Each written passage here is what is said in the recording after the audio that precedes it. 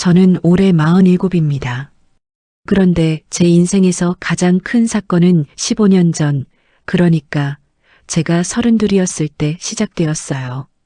그날따라 유난히 차가운 바람이 불던 11월의 어느 날이었죠. 하나밖에 없는 제 여동생이 저희 집으로 찾아왔습니다. 언니, 22살이던 지우는 새하얀 이불에 쌓인 갓난아기를 품에 안고 있었어요. 그 아이의 작은 손이 이불 밖으로 나와 있었는데 그 모습이 지금도 생생합니다. 지우야, 너 이게 무슨... 말을 끝맺기도 전에 동생은 눈물을 흘리기 시작했습니다. 그녀의 눈은 붉게 충혈되어 있었고 며칠 밤을 새운 듯 다크서클이 짙게 내려앉아 있었어요. 언니 나 도저히 못 키우겠어. 동생의 손이 떨리고 있었습니다. 그 떨림이 고스란히 아기에게 전해지는 것 같아서 저는 얼른 아이를 받아 안았어요. 아기는 그제야 조금 진정하는 듯 했습니다. 잠깐만, 지우야. 이 아이 아버지는? 그리고 내가 임신한 것도 몰랐는데. 그 사람은 없어. 연락도 안 되고 나도 이제 만나고 싶지 않아. 제발 언니 조금만 맡아줘. 내가 정신 차리고 제대로 직장 잡을 때까지만. 그때 꼭 데리러 올게. 남편이 그때 제 옆으로 다가왔습니다. 그의 얼굴이 순간 굳어지는 걸 저는 봤어요. 하지만 당시에는 그게 뭘 의미하는지 전혀 몰랐죠. 현주야, 이건 좀. 남편이 난색을 표했지만 저는 이미 마음을 정한 상태였습니다. 제 품에 안긴 이 작은 생명이 너무나 소중하게 느껴졌거든요. 여보, 우리 아이 없잖아. 동생 도와주면서 우리도 일석이조잖아. 그렇게 우리 집에 하늘이가 왔습니다. 출생신고서에 적힌 이름은 이하늘. 지우가 지은 이름이라고 했어요. 하늘처럼 맑고 넓은 아이로 자라길 바란다고 했죠. 처음 몇 달은 정말 힘들었습니다. 밤마다 우는 아이를 달래느라 눈이 퉁퉁 붓고 젖병 소독하고 기저귀 갈고 하지만 이상하게도 행복했어요. 그 작은 생명이 제 품에서 잠들 때마다 제가 이 세상에서 가장 필요한 사람이 된 것 같았습니다. 남편도 처음에 불편함을 접고 점점 하늘이를 예뻐하기 시작했어요. 퇴근하면 제일 먼저 하늘이 방으로 달려가 아기를 안아 올리곤 했죠. 우리 하늘이 아빠 왔다. 보고 싶었지? 그 모습을 보면서 저는 생각했습니다. 우리 가족이 이렇게 완성되는구나. 아이를 가질 수 없었던 제게 하늘이는 정말 하늘이 내려준 선물 같았어요. 그런데 이상한 건 지우였습니다. 처음 한 달은 일주일에 한 번씩 들렀어요. 하지만 점점 그 간격이 벌어지더니 2달째부터는 연락이 뚝 끊겼습니다. 언니 미안해. 나 좀 바빠. 나중에 연락할게. 문자 한 통으로 연락이 끝나는 날이 많아졌어요.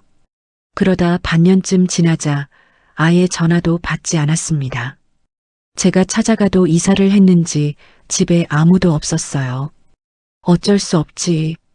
젊은 나이에 애를 낳고 힘들었을 거야. 저는 그렇게 스스로를 위로했습니다. 그리고 시간이 흐르면서 하늘이는 점점 더 제 딸이 되어갔어요. 첫돌, 100일, 첫 이유식, 첫걸음. 모든 순간을 저와 남편이 함께 했으니까요. 하늘이가 5살 되던 해 저는 정식으로 입양 절차를 밟으려고 했습니다. 하지만 지우와 연락이 닿지 않아 진행할 수 없었어요. 그래도 큰 문제는 없었습니다.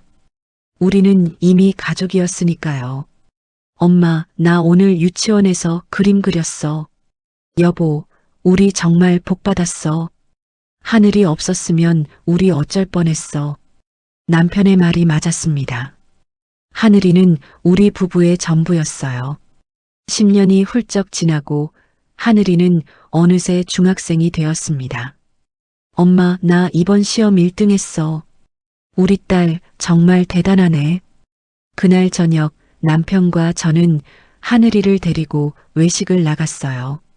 고깃집에서 삼겹살을 구워 먹으며 우리는 행복한 가족의 시간을 보냈습니다. 그런데 그날 식당을 나오면서 이상한 일이 있었어요. 맞은편에서 걸어오던 여자가 우리를 보더니 갑자기 방향을 틀어 달아나는 겁니다. 순간 그 뒷모습이 지우 같았지만 너무 멀리 있어서 확실하지 않았어요. 여보, 방금 그 사람. 응? 누구? 아니야, 착각인가 봐. 저는 그렇게 넘겼습니다. 하지만 그날 밤 이상하게 잠이 오지 않았어요. 15년 만에 처음으로 지우 생각이 간절하게 났습니다. 동생아, 너는 지금 어디서 뭘 하고 있니? 내 딸은 이렇게 예쁘게 잘 크고 있어. 그때는 몰랐습니다. 그 모든 행복이 곧 산산조각 날 거라는 걸요. 하늘이가 고등학교 1학년이 되던 봄날이었습니다. 그날도 평범한 하루였어요. 아침에 하늘이를 깨우고 아침밥을 차려주고 학교에 보낸 뒤 저는 집안일을 했습니다. 오후 4시쯤 하늘이에게서 전화가 왔어요. 엄마, 나 학교에서 건강검진 받았는데요. 응, 그래. 특별한 거 나왔어? 혈액형이 AB형 마이너스래요. 엄청 희귀하대요. 선생님이 헌혈할 때 꼭 해달라고 하시던데. 전화를 끊고 나서 저는 잠시 멍하니 서 있었습니다.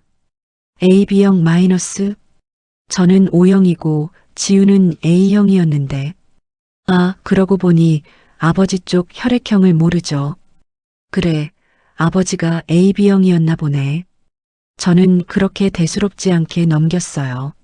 하지만 그날 밤 우연한 사건이 제 인생을 뒤흔들기 시작했습니다. 남편이 샤워하는 동안 저는 서재에서 세금 서류를 찾고 있었어요. 서랍을 뒤지다가 오래된 파일 하나가 눈에 띄었습니다. 건강검진 기록이라고 적혀 있었죠. 무심코 펼쳐본 그 서류에서 저는 한 줄을 발견했습니다. 혈액형 AB형 RH-. 순간 숨이 멎는 것 같았어요. 손에 쥔 서류가 바들바들 떨렸습니다. 아니야, 이건 그냥 우연이야. AB형 마이너스가 희귀하긴 하지만 그래도 우연일 수 있어. 하지만 제 가슴속 어딘가에서 무언가가 무너져 내리는 소리가 들렸습니다. 작은 균열이 생긴 거죠. 그날 밤 저는 잠을 이룰 수 없었어요. 옆에서 코 고는 남편을 보면서 저는 계속 생각했습니다. 설마 그럴 리가. 다음 날부터 저는 이상하게 모든 게 의심스러워지기 시작했어요. 남편이 하늘이를 보는 눈빛, 하늘이의 얼굴에서 발견되는 남편과의 닮은 점들. 엄마, 나 아빠 코 닮았죠?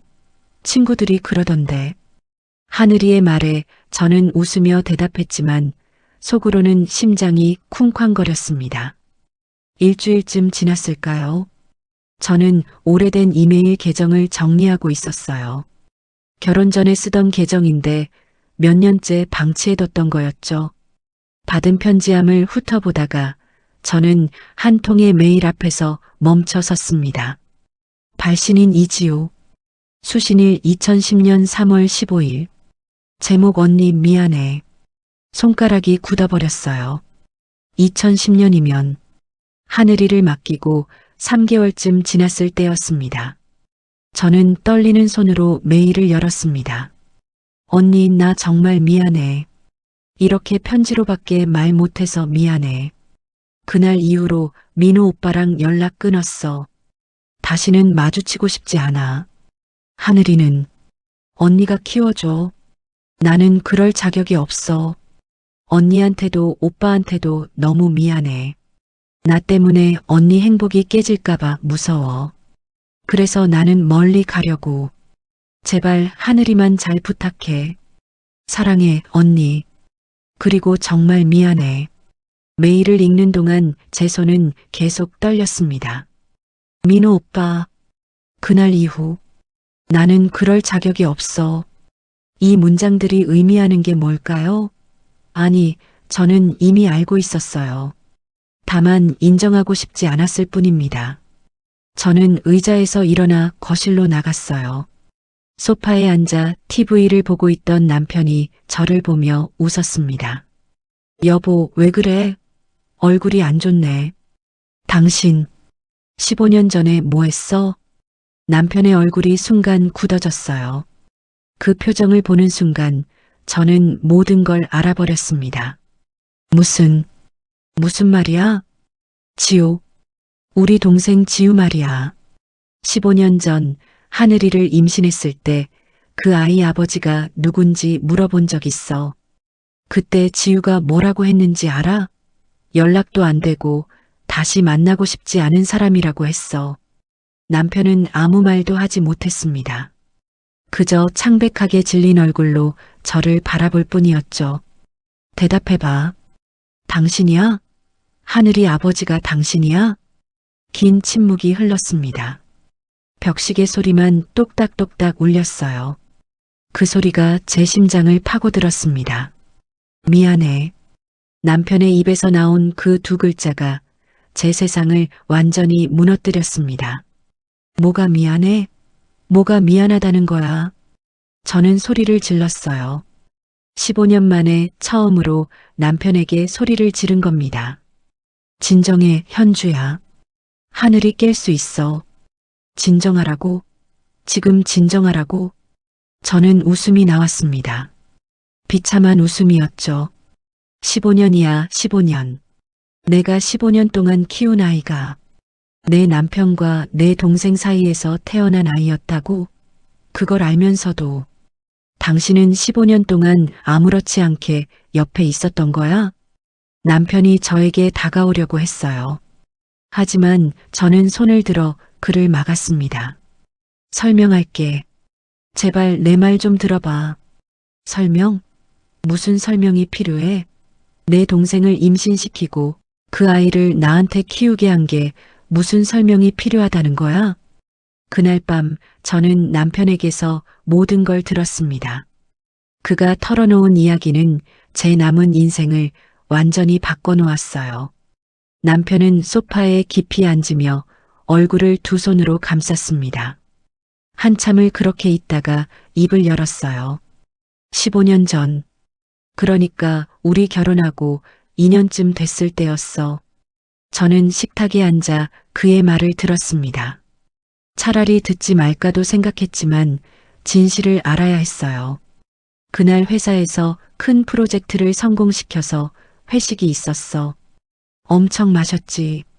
새벽 2시쯤 집에 오는데 당신은 출장 가 있었잖아. 기억나? 부산에 일주일 내려가 있었잖아. 저는 고개를 끄덕였습니다. 그때 제가 의류회사에 다니면서 바이어 미팅 때문에 출장을 자주 갔었죠. 집에 왔는데 불이 켜져 있더라고. 들어가 보니까 지우가 거실에서 울고 있었어. 남자친구한테 차였다면서. 그래서 제 목소리가 얼음장처럼 차갑게 나왔습니다. 위로해 주려고 했어. 그냥 동생으로서. 근데 지우가 계속 술을 마시자고 하더라고. 나도 이미 취한 상태였고, 그래서 같이 마셨어. 남편은 말을 이어가지 못하고 한참을 입을 다물고 있었어요. 계속해. 기억이 잘 안 나. 정말이야. 다음 날 아침에 깨어보니까 지우 방에 있었어. 둘 다 옷을 제대로 안 입고 있었고, 그랬어. 더 이상 듣고 싶지 않아. 저는 손을 들어 그를 막았습니다. 세부적인 내용까지 들을 필요는 없었어요. 충분히 이해했으니까요. 그 뒤로는 지우가 나한테 다시는 만나지 말자고 했어. 자기도 술 취해서 실수한 거고 나도 그렇고 그냥 없던 일로 하자고. 언니한테 말하지 말자고. 나도 그게 맞다고 생각했어.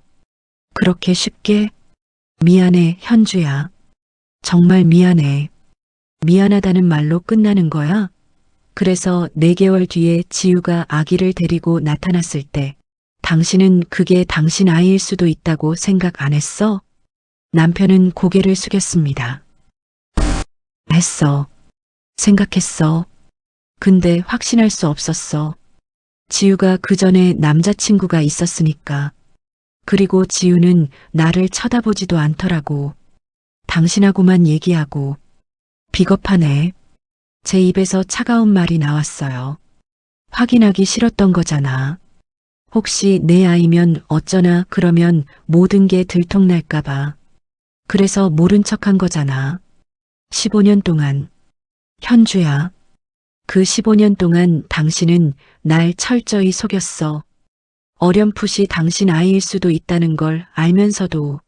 아니야. 나는 진짜 내 아이가 아닐 거라고 생각했어. 당신을 너무나 사랑했고. 남편이 억울한 듯 반응했어요. 하지만 저는 냉소를 보냈습니다. 사랑?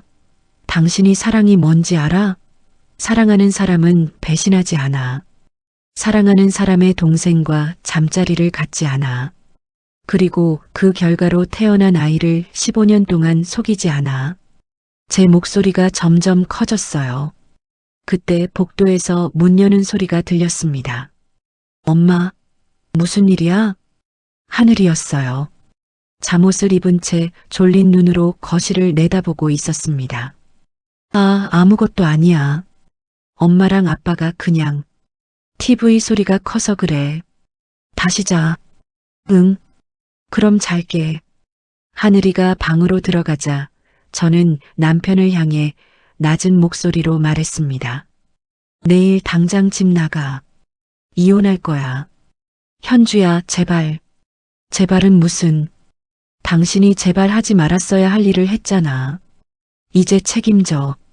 그날 밤 저는 안방이 아닌 작은 방에서 잤습니다. 아니, 잤다기보다는 천장만 바라보고 있었죠. 15년의 기억들이 주마등처럼 지나갔어요. 하늘이의 첫걸음, 첫말, 첫 등교. 모든 순간에 남편이 있었습니다. 그리고 그 모든 순간이 거짓 위에 세워진 거였어요. 아니, 거짓은 아니었을지도 몰라요. 남편은 진심으로 하늘이를 사랑했을 겁니다. 하지만 그 사랑의 시작이 배신이었다는 게 저는 용서할 수 없었어요. 다음 날 아침 저는 평소처럼 하늘이를 학교에 보냈습니다. 남편은 일찍 나갔는지 보이지 않았어요. 하늘이를 보내고 나서 저는 변호사 사무실에 전화를 걸었습니다. 이혼 소송 상담 받고 싶은데요. 전화를 끊고 나서 저는 창밖을 바라봤어요. 봄 햇살이 따사롭게 내리쬐고 있었지만 제 마음은 한겨울처럼 차가웠습니다. 그날 오후 저는 오랜만에 제 부모님께 전화를 드렸어요. 엄마, 나 이혼하려고. 뭐? 갑자기 왜? 남편한테 무슨 일 있어? 말하자면 길어. 그냥 더 이상 같이 못 살 것 같아. 어머니는 한참을 걱정하셨지만 제 결심을 꺾을 순 없었습니다. 저는 이미 마음을 정했으니까요. 그날 밤 남편이 집에 돌아왔을 때 저는 이혼 서류를 식탁 위에 올려놨습니다. 이거 작성해. 재산은 7대3으로 나한테 줘. 하늘이 양육권도 내가 가질 거야. 당신은 면접교섭권도 포기해. 현주야, 그렇게까지 더 해야지. 이게 끝이 아니야.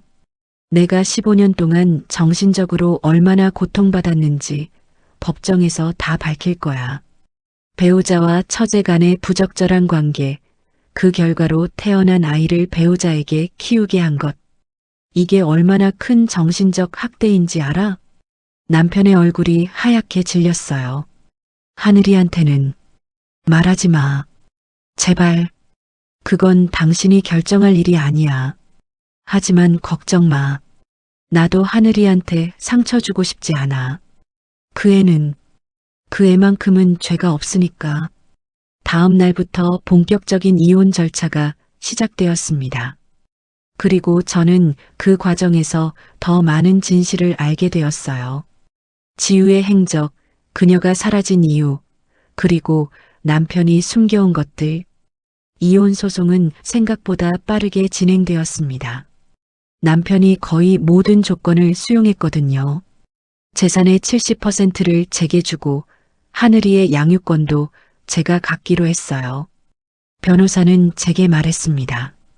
이 정도 조건이면 피고 측에서 거의 항복한 거나 다름없어요.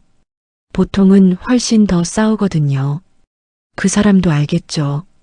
법정에서 다 까발려지는 것보다는 조용히 정리하는 게 낫다는 걸. 저희 집은 강남에 있는 40평대 아파트였어요. 결혼 초에 두 사람이 모은 돈으로 샀지만 15년 동안 집값이 많이 올라서 지금은 20억 정도 했습니다. 거기에 남편 명의의 예금과 주식까지 합치면 총 재산이 25억 정도 되었죠. 70%면 17억 5천. 결코 적은 돈이 아니었어요. 남편은 그 돈을 순순히 내놓았습니다. 아마도 죄책감 때문이었겠죠. 아니면 진실이 세상에 알려지는 게 두려웠을 수도 있고요. 이혼 소송이 진행되는 동안 저는 하늘이에게 뭐라고 말해야 할지 고민했어요. 결국 거짓말을 하기로 했습니다. 하늘아, 엄마가 할 말이 있어. 5월의 어느 주말 오후 저는 하늘이를 거실 소파에 앉혔습니다. 16살 하늘이는 이제 제 어깨만큼 컸어요. 긴 생머리에 똑 부러지는 성격, 그리고 누구보다 착한 마음씨를 가진 아이였죠. 왜? 무슨 일인데 그렇게 진지해? 엄마랑 아빠가 이혼하기로 했어.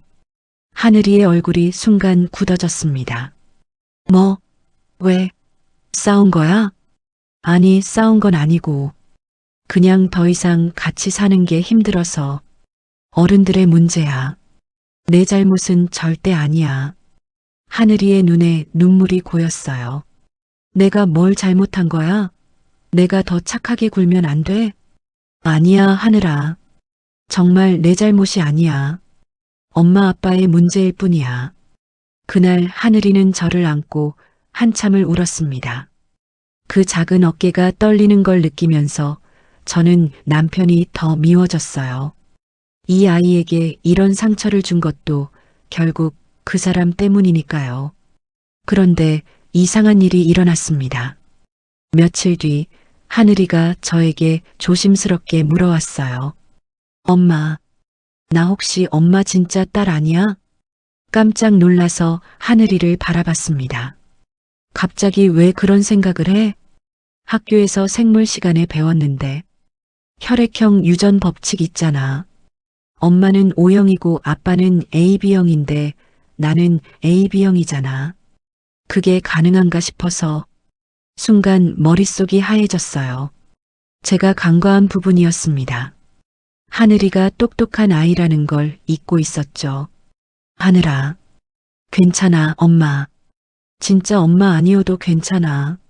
나는 엄마가 제일 좋으니까. 근데 궁금해서. 그 순간 저는 결정을 내렸습니다. 이 아이에게 진실을 말해야 할까? 아니면 계속 숨겨야 할까? 고민 끝에 저는 반쪽짜리 진실을 말하기로 했어요. 하늘아, 사실은 엄마가 너를 낳은 건 아니야. 내 진짜 엄마는 지우 이모야. 기억나니? 어렸을 때 가끔 왔던. 아, 이모. 응. 이모가 너를 낳았는데 키우기 힘들어서 엄마한테 맡긴 거야. 그래서 엄마가 너를 키운 거지. 그럼 아빠는? 이 질문이 나올 줄 알았어요. 아빠는 널 키워주신 고마운 분이야. 거짓말이었습니다. 하지만 완전한 진실을 말할 순 없었어요.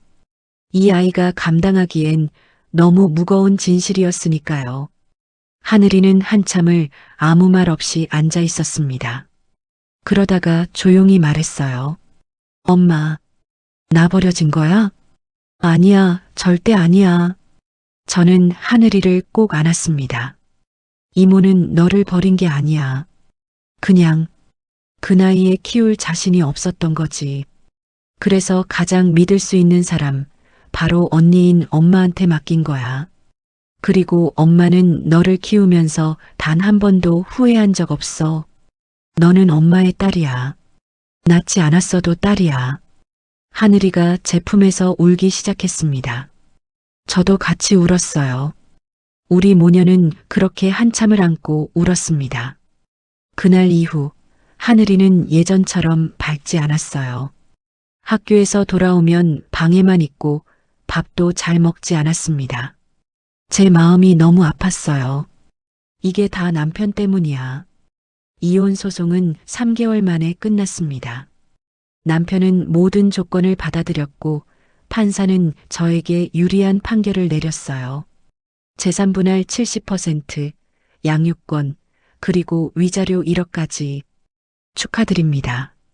좋은 결과 얻으셨네요. 변호사가 말했지만 전혀 기쁘지 않았습니다. 돈이 뭐가 중요한가요? 제 15년이 돌아오는 것도 아니고 하늘이의 상처가 아무는 것도 아닌데 이혼 판결이 난 날 남편이 법원 앞에서 저를 기다리고 있었어요. 현주야, 볼 일 없어. 이제 남이잖아. 하늘이 좀 한 번만 보게 해줘. 안 돼. 면접 교섭권 포기했잖아. 제발 한 번만. 남편의 목소리가 떨렸습니다. 하지만 저는 단호했어요. 안 된다니까. 당신은 이제 하늘이 인생에서 없는 사람이야. 그게 서로에게 좋은 거야. 현주야, 나 정말 아직까지도 당신과 하늘이를 너무 사랑해. 진심이야. 사랑? 진짜 사랑이었으면 처음부터 이런 일이 없었어야지. 이제 그만 가. 다시는 우리 앞에 나타나지 마. 저는 돌아서서 걸어갔습니다. 뒤에서 남편이 뭐라고 말하는 것 같았지만 듣지 않았어요. 듣고 싶지 않았습니다. 집으로 돌아오는 길 저는 이상하게 공허했어요. 법적으로는 이겼지만 마음은 전혀 가볍지 않았습니다. 15년이라는 시간이 너무 무겁게 느껴졌죠. 집에 도착하니 하늘이가 거실에 앉아 있었어요. 다녀왔어? 응, 엄마 왔어. 재판 끝났어? 응. 이제 엄마랑 하늘이 둘이서 살게 됐어. 하늘이는 아무 말 없이 고개를 끄덕였습니다. 그리고 조용히 물었어요. 아빠는 다시 못 봐?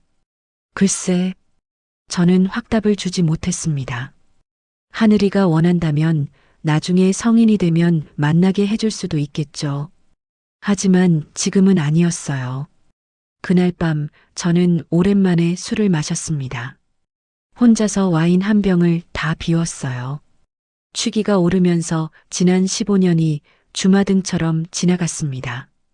결혼식 날 남편이 저를 안아올리며 웃던 모습, 하늘이를 처음 안았을 때 두근거리던 심장, 하늘이가 첫 걸음마를 했을 때 남편과 함께 박수를 치던 순간, 하늘이의 졸업식에서 가족 사진을 찍던 날, 모든 게 거짓이었을까요? 아니, 거짓은 아니었을 거예요. 그 순간들은 분명 진실이었습니다. 단지 그 진실 아래에 더 큰 거짓이 숨어 있었을 뿐이죠. 이제 어떻게 살아야 하지? 47의 나이에 새로 시작하는 인생. 두렵기도 했지만 한편으론 홀가분하기도 했어요. 더 이상 거짓 위에서 살지 않아도 되니까요. 하지만 한 가지는 확실했습니다. 하늘이만큼은 절대 포기할 수 없다는 것. 이 아이는 제가 15년 동안 키운 제 딸이니까요.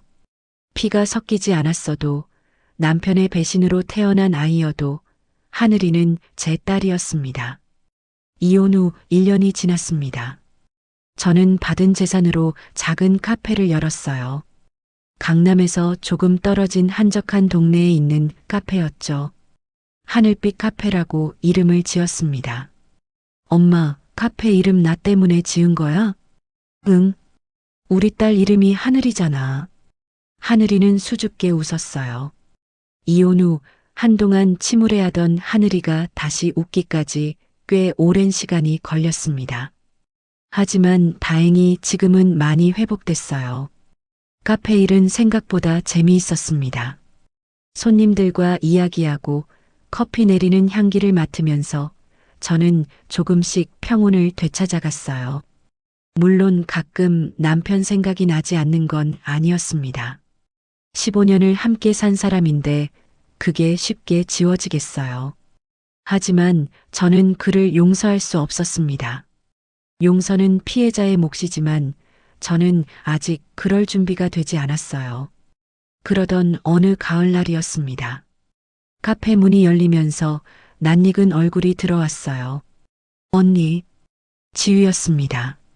15년 만에 보는 제 동생이었죠. 순간 제 손이 굳어졌어요. 들고 있던 커피잔이 바닥에 떨어질 뻔했습니다. 지우는 많이 변해 있었어요. 예전에 발랄했던 22살 소녀가 아니라 지친 37살 여자가 서 있었습니다. 눈가에 잔주름이 생겼고 머리카락 사이사이로 흰머리가 보였어요. 언니 할 말이 있어서 나갈래? 아니면 내가 내쫓을까? 제 목소리가 차갑게 나왔습니다. 손님들이 힐끗힐끗 쳐다보기 시작했어요. 언니 제발 5분만 시간 줘. 지유의 눈에 눈물이 고였습니다. 하지만 저는 동정심이 들지 않았어요. 알았어. 밖에서 얘기하자. 저는 앞치마를 벗고 카페 밖으로 나갔습니다. 지유가 따라왔어요. 우리는 카페 옆 벤치에 앉았습니다. 뭐가 하고 싶은 말인데? 언니, 정말 미안해. 15년 동안 도망만 다녔어. 용기가 없어서, 용기가 없어서 15년 동안 내 딸 얼굴도 안 보고 살았어? 그게 용기 문제야? 제 목소리가 점점 커졌어요. 내 남편이랑 잤으면서 그 아이를 나한테 떠넘기고는 잠적했잖아. 그게 용기 문제라고? 알아. 다 내 잘못이야. 변명 안 할게. 근데 언니, 나도 그때 정말 힘들었어. 22살에 임신하고 아버지가 누군지도 확실하지 않았다고? 남편 아니었어? 지우가 고개를 끄덕였어요. 그 전에 남자친구가 있었어. 걔랑 헤어지고 일주일 뒤에 형부랑 그런 일이 있었거든. 그래서 나도 누구 아이인지 몰랐어. 근데 낳고 보니까 형부를 많이 닮았더라고. 그래서 그게 변명이 돼? 아니, 변명 아니야. 그냥 그때 상황을 말하는 거야. 나는 겁이 났어. 언니한테 진실을 말하면 언니 인생이 망가질 것 같았어. 그래서 도망친 거야. 저는 한숨을 내쉬었습니다. 내가 도망친 사이에 난 15년 동안 내 딸을 키웠어. 밤마다 우는 아이 달래고 아플 때 병원 데려가고 학교 숙제 봐주고. 너는 그 시간 동안 뭐 했어? 미안해. 미안하다는 말로 끝나는 게 아니야. 넌 지금 뭐 하고 사는데? 편의점에서 알바해. 서울 변두리에 작은 원룸 얻어서 살고. 지유의 목소리가 작아졌어요. 학교도 중퇴했어. 도저히 다닐 수가 없었거든. 임신 사실 알려지면. 그래서 지방으로 내려갔다가 얼마 전에 다시 올라왔어. 그래서 지금 왜 나타난 건데? 하늘이 보고 싶어서? 지우는 고개를 저었습니다. 아니야. 나는 하늘이 만날 자격도 없어. 그냥 언니한테 사과하고 싶어서. 그리고 형부는 어떻게 지내? 순간 화가 치밀어 올랐어요. 아직도 그 사람 걱정해? 너 정신 나갔니? 아니야. 그게 아니라 그냥 궁금해서. 이혼했어. 1년 전에. 지유의 얼굴이 창백해졌습니다. 뭐? 이혼? 나 때문에? 당연하지. 내 생각은 남편이 처제랑 자서 아이까지 낳았는데 계속 살 수 있을 것 같아? 지유가 얼굴을 두 손으로 감쌌어요. 언니, 내가 다 망쳤네.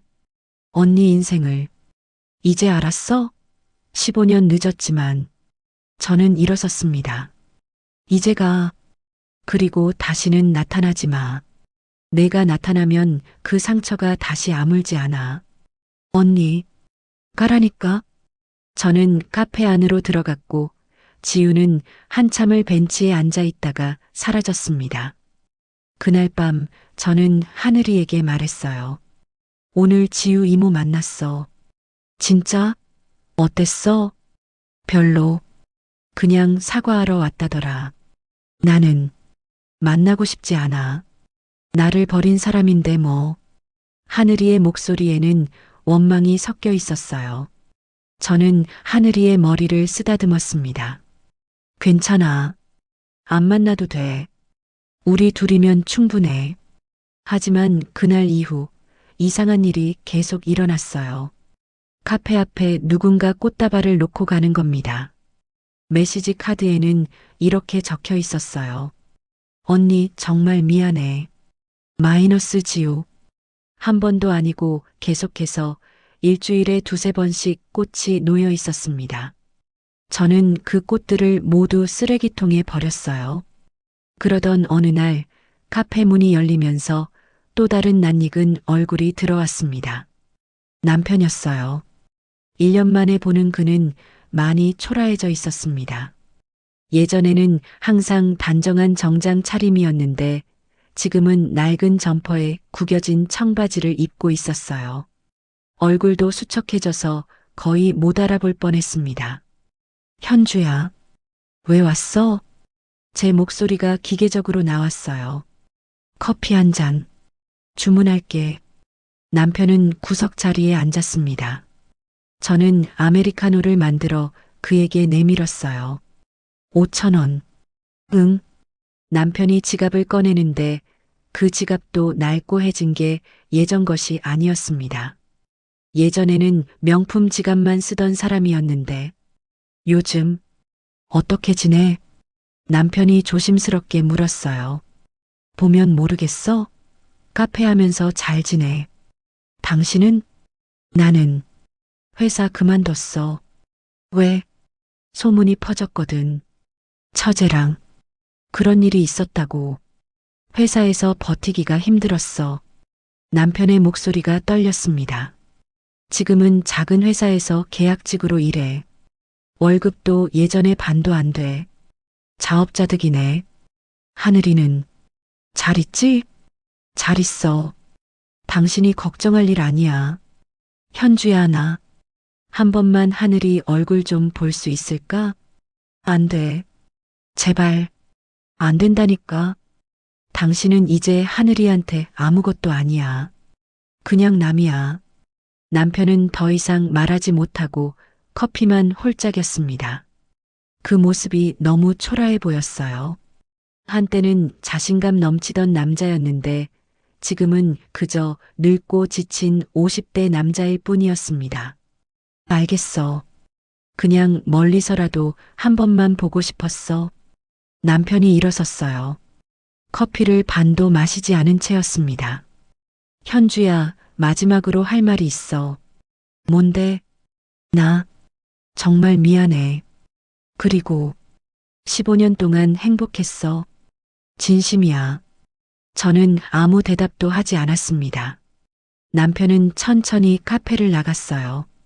창밖으로 그의 뒷모습이 보였습니다. 굽은 어깨, 느린 걸음걸이.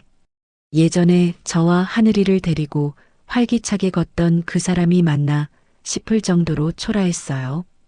그날 밤 저는 이상하게 잠이 오지 않았습니다.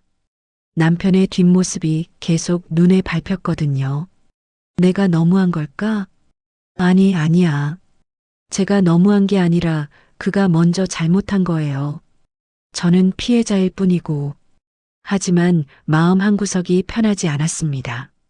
그래서 다음 날 저는 남편에게 문자를 보냈어요.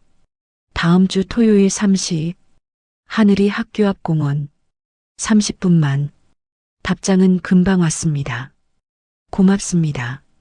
존댓말이었어요. 예전에는 절대 존댓말을 쓰지 않던 사람이 토요일이 되었습니다. 저는 하늘이에게 말했어요. 하늘아, 오늘 학교 앞 공원에 잠깐 가자. 왜? 그냥 산책하고 싶어서. 공원에 도착하자 벤치에 앉아 있는 남편이 보였습니다. 하늘이는 그를 보자마자 몸을 굳혔어요. 아빠, 하늘아. 남편의 목소리가 떨렸습니다. 그는 가방에서 작은 상자를 꺼냈어요. 너 생일 선물. 늦었지만 받아줄래? 하늘이는 망설이다가 상자를 받았습니다. 열어보니 목걸이였어요. 하늘이 탄생석인 11월의 토파즈가 달린 소박한 목걸이였습니다. 고마워요. 아빠, 하늘아, 아빠가 많이 미안해. 엄마한테도 미안하고 다 아빠 잘못이야. 남편의 눈에서 눈물이 떨어졌어요. 50살 남자가 공원 벤치에서 울고 있는 모습이 너무 처참했습니다. 아빠, 울지 마세요. 하늘이가 남편에게 다가가 어깨를 토닥였어요. 그 모습을 보면서 저도 눈물이 났습니다. 30분이 순식간에 지나갔어요. 저는 일어서며 말했습니다. 이제 가야 해. 응, 알겠어. 하늘아, 건강하게 잘 자라. 아빠는 항상 응원할게. 네, 아빠도. 우리는 공원을 나왔습니다. 뒤를 돌아보니 남편이 여전히 벤치에 앉아 손을 흔들고 있었어요. 그 모습이 마지막이 될 거라는 걸 그때는 몰랐습니다. 그날 이후 6개월이 지났습니다. 계절은 다시 봄을 맞이했어요. 카페는 점점 손님이 늘어나서 이제는 제법 안정적인 수입이 생겼습니다. 하늘이는 고등학교 2학년이 되었고 대학 진학을 준비하고 있었어요. 엄마, 나 심리학과 가고 싶어. 심리학과? 왜? 사람들 마음을 이해하고 싶어서. 그리고 나처럼 상처받은 사람들을 돕고 싶어. 하늘이의 말에 저는 뭉클했습니다. 이 아이는 자신의 상처를 딛고 더 성숙해지고 있었어요. 그러던 어느 날 낯선 번호에서 전화가 왔습니다. 여보세요? 혹시 이현주 씨 맞으시죠? 네, 그런데요. 저는 서울대병원 사회복지사 김미영이라고 합니다. 이민호 씨와 관련해서 연락드렸는데요. 순간 가슴이 철렁 내려앉았어요. 남편이 무슨 일 있어요? 이민호 씨가 3개월 전부터 저희 병원에서 치료를 받고 계십니다. 췌장암 말기인데요. 전화기를 떨어뜨릴 뻔했습니다. 뭐라고요? 보호자 연락처를 찾다가 이혼하신 전 부인분 연락처를 찾았습니다. 환자분께서 연락하지 말라고 하셨지만 상태가 많이 안 좋으셔서 전화를 끊고 저는 한참을 멍하니 서 있었어요. 췌장암 말기. 그러면 다음 날 저는 혼자 병원을 찾았습니다. 하늘이에게는 말하지 않았어요. 아직은 때가 아닌 것 같았거든요. 병실 문을 열자 앙상하게 마른 남편이 누워 있었습니다. 6개월 전 카페에서 봤을 때도 수척했지만 지금은 그것보다 훨씬 심했어요. 거의 뼈만 앙상하게 남은 것 같았습니다. 현주야. 남편이 저를 보고 놀란 표정을 지었어요. 왜? 왔어? 연락하지 말라고 했는데. 병원에서 전화 왔어. 상태가 안 좋다고. 저는 의자에 앉았습니다. 가까이서 보니 남편의 얼굴은 더 처참했어요. 눈은 푹 꺼져 있고 피부는 누렇게 변해 있었습니다. 얼마나 남았대? 1달, 길어야 2달. 남편이 담담하게 말했어요. 하늘이는 알아? 아니, 아직 말 안 했어. 말하지 마. 제발. 왜? 그 애한테 더 이상 상처 주고 싶지 않아. 나는 이미 그의 인생에서 지워진 사람이야. 그냥 그렇게 끝나는 게 나아. 저는 한참을 남편을 바라봤습니다. 한때 제 남편이었던 이 남자, 15년을 함께 살았던 이 사람. 그가 이렇게 죽어가고 있었어요. 민호 씨, 오랜만에 그의 이름을 불렀습니다. 나한테 할 말 없어? 미안해. 그리고 고마웠어. 15년 동안 행복했어. 나도. 제 입에서 뜻밖의 말이 나왔어요. 나도 행복했어. 마지막을 빼면 남편의 눈에서 눈물이 흘러내렸습니다. 현주야, 마지막 부탁 하나만 해도 될까? 뭔데? 하늘이 잘 부탁해. 그 애만큼은 행복하게 해줘. 당연하지. 그 애는 내 딸이야. 그날 이후 저는 일주일에 2번씩 병원을 찾았습니다. 남편은 점점 약해져 갔어요. 말도 제대로 하지 못하고 대부분 잠만 잤습니다. 한 달쯤 지났을 때 저는 결심했습니다. 하늘이에게 말해야 한다고. 하늘아, 엄마가 할 말이 있어. 뭔데? 아빠가 많이 아파. 병원에 입원해 계셔. 하늘이의 얼굴이 굳어졌어요. 어디가 아픈데? 많이 아파. 아마 오래 못 계실 거야. 뭐, 그럼 병원 가야지. 하늘이는 급히 가방을 챙겼습니다. 저도 따라 나섰어요. 병원에 도착했을 때 남편은 깨어 있었습니다. 하늘이를 보자 그의 얼굴에 미소가 번졌어요.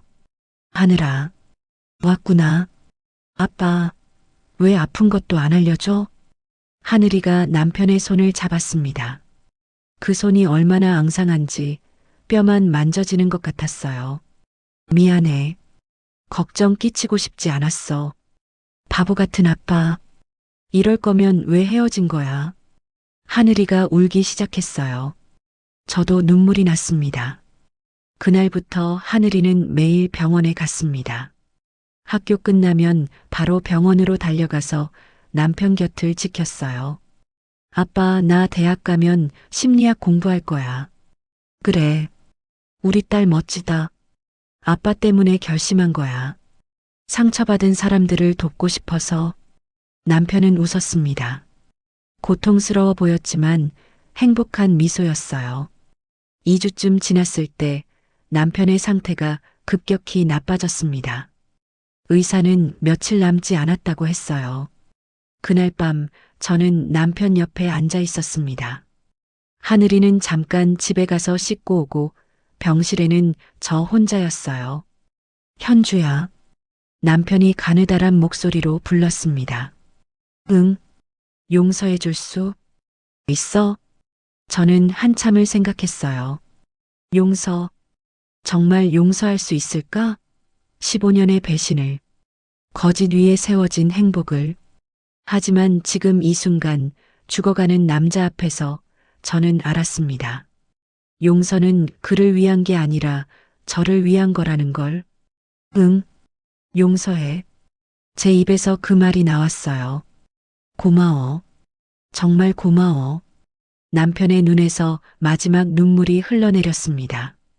다음 날 새벽 남편은 조용히 숨을 거뒀습니다. 하늘이가 손을 잡고 있을 때였어요. 아빠, 아빠. 하늘이의 울음소리가 병실을 가득 채웠습니다. 저도 하늘이를 안고 함께 울었어요. 장례식은 조촐하게 치렀습니다. 남편의 친구 몇 명과 회사 동료들이 왔어요. 그리고 예상치 못한 사람도 왔습니다. 지우였어요. 언니. 지우는 검은 상복을 입고 서 있었습니다. 얼굴이 퉁퉁 부어 있었어요. 형부, 이렇게 갈 줄 몰랐어. 너도 알았어? 병원에서 연락 왔어. 보호자 찾는다고. 저는 아무 말도 하지 않았습니다. 지우는 조용히 남편 영정 앞에 절을 했어요. 그리고 하늘이 앞에 섰습니다. 너가 하늘이지? 네. 너 정말 예쁘게 컸다. 엄마한테 들었다며. 내가 널 낳아준 친엄마라는 걸. 하늘이는 지우를 물끄러미 바라봤어요. 알아요. 근데 저한테는 저 사람이 엄마예요. 하늘이가 저를 가리켰습니다. 나한텐 그냥 이모일 뿐이에요. 지우는 고개를 끄덕이며 물러났습니다. 저는 그런 지우가 처음으로 조금 불쌍하게 느껴졌어요. 그날 밤 저는 하늘이와 함께 소파에 앉아 있었습니다. 엄마, 나 물어봐도 돼? 응. 아빠랑 이모. 그 사람들 사이에 나를 낳은 거지? 저는 놀라서 하늘이를 봤어요. 너, 어떻게, 알았어. 혈액형도 그렇고, 그냥 내 예감이 그랬어. 하늘이는 생각보다 침착했습니다. 엄마가 거짓말한 거 알아. 하지만 괜찮아. 엄마는 나를 지키려고 그런 거잖아.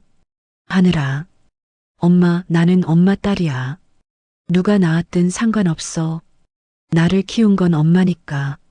저는 하늘이를 꼭 안았습니다. 이 아이가 이렇게 컸구나. 이렇게 성숙해졌구나. 고마워, 하늘아. 엄마도 너를 딸로 둬서 정말 행복해. 나도 엄마 딸이어서 행복해. 우리는 그렇게 한참을 안고 있었어요. 그로부터 2년이 지났습니다.